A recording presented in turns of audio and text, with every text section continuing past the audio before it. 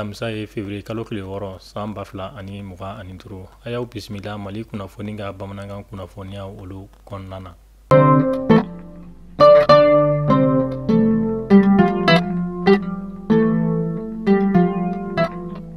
Kunnafoni daminɛna an b'aw ladɔnniya k'a fɔ ka sanga ni Segu gouverneur kɔrɔ ale ka fatuli ye a bɛ wagati damadɔ bɔ.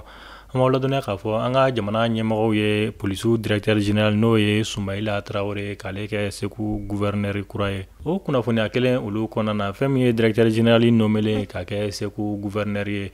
Fɛn min ye ale ka danga ye ni o ye Yusufu Kone ale fana nommera ka kɛ polisi directeur général kura ye an ka faba kɔnɔna na.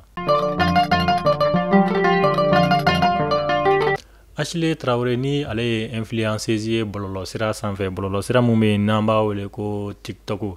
Ale ni Lolita olu sera ɲɔgɔn ma bɔlɔlɔ sira sanfɛ mun kɛra sababu ye an ka procureur du pôle de la lutte contre la cybercriminalité ale ye mandat de dépôt da ni maa fila bɛɛ lajɛlen kan. Ni wagati in na u bɛ kaso la u ka kiiri bilalen don ka marisi kalo natɔ o makɔnɔ.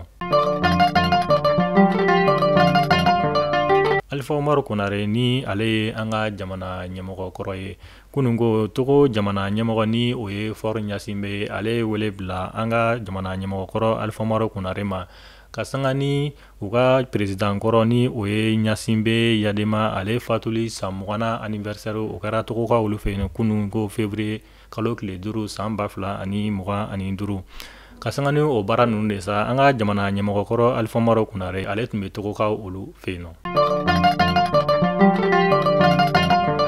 An bɛ taa kɔkan kibaru la kɛrɛnkɛrɛnnenya la an bɛ taa Niger jamana kɔnɔna na. Niger jamana marabaaw ye kunnafoniya di k'a jira k'a fɔ fɛn min ye Niger ale bɛna compagnie aérienne dɔ bila sen kan Niger jamana tɔgɔ la. O kɔfɛ o kunnafoniya kelenw bɔra k'a jira k'a fɔ fɛn min ye Niger jamana ye ale fana bɛna pankurun bolisira dɔ bila AES tɔgɔ la ni o ye compagnie aérienne n'o tɔgɔ bɛna da AES fana na. An bɛ taa lamɛrikɛnw ka jamana kɔnɔna na. Lamɛriki jamana ɲɛmɔgɔ Donald Trump ka sanga ni a ka fɛɛrɛ kuraw sigilen ye sen kan papier tɛ mɔgɔ minnu bolo Ameriki jamana kɔnɔna na. U ye tɛgɛ da maa o maa kan a ko a bɛna olu bɛɛ bila ka taga u ka kasobon kɔrɔ mun bɛ yen ni a datuguna a bɛ san caman bɔ.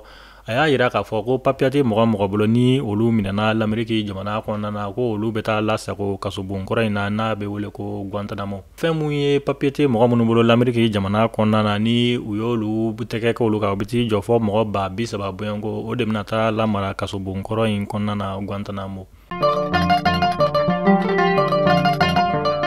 Halisa an bɛ to Ameriki jamana o kɔnɔna na fɛn min ye Ameriki jamana ɲɛmɔgɔ ni o ye Donald Trump ye.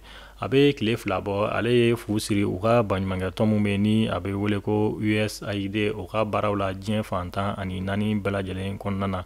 O de hukumu kɔnɔna na fɛn min ye le président de la Duma ni o bɛ État Russie fɛ ni o ye Volodymyr ye. Ale bɔra k'a jira k'a fɔ fɛn min ye Américains ka baɲumankɛ tɔn jɛkulu in ye k'a ka baara tun tɛ bɛn ani kelenya ni basigi sabatilen diɲɛ kɔnɔ. K'a ka baara de tun ye fɛn min ye basigibaliya ani banbaganciya k'a tun bɛ k'o kolokolo diɲɛ fantan ani 4 bɛɛ lajɛlen kɔnɔna na.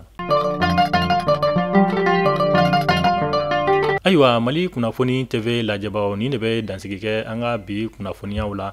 An sera ka mun sɔrɔ k'o da u tulo kan an b'a fɔ aw kan bɛn donna nataw la kunnafoniya kura olu kɛnɛ kan.